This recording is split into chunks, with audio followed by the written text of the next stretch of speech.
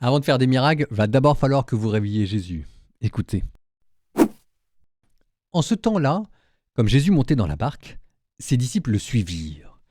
Et voici que la mer devint tellement agitée que la barque était recouverte par les vagues. Mais lui dormait. Les disciples s'approchèrent et le réveillèrent en disant « Seigneur, sauve-nous, nous sommes perdus !»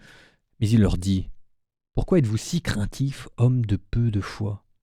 Alors Jésus, debout, menaça les vents et la mer, et il se fit un grand calme. Les gens furent saisis d'étonnement et disaient « Quel est donc celui-ci, pour que même les vents et la mer lui obéissent ?»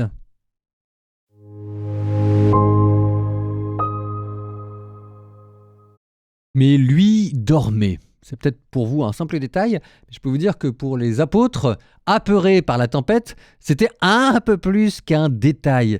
Et derrière, en fait, il y a un thème qui va rendre cet épisode beaucoup plus proche de nous. C'est le thème du scandale de l'absence divine. D'un côté, vous avez le chaos extérieur, et là, vous pouvez penser au scandale qui peut arriver dans nos vies quand tout part à gauche et à droite, quand il y a des maladies, graves, quand il y a des épreuves, et que de l'autre côté, il y a le silence de Dieu.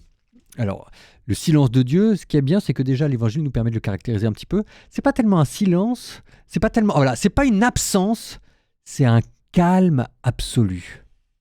Derrière, il y a un écho des psaumes. Réveille-toi, Seigneur, pourquoi dors-tu ?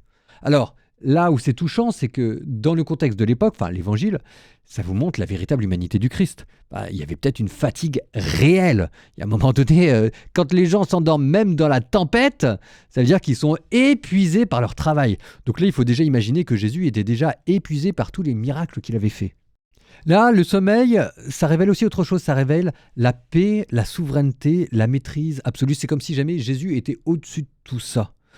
Bon, sauf que nous, évidemment, on est entre les deux.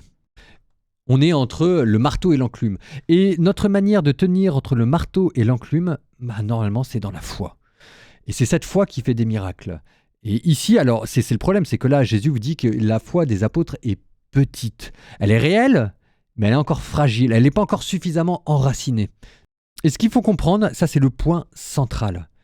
C'est que, ultimement, la sécurité ne vient pas de l'absence de tempête, la sécurité vient de la présence de Jésus dans la barque. Et qu'en fait, la foi, c'est ça, c'est arriver à déplacer son regard de l'un vers l'autre.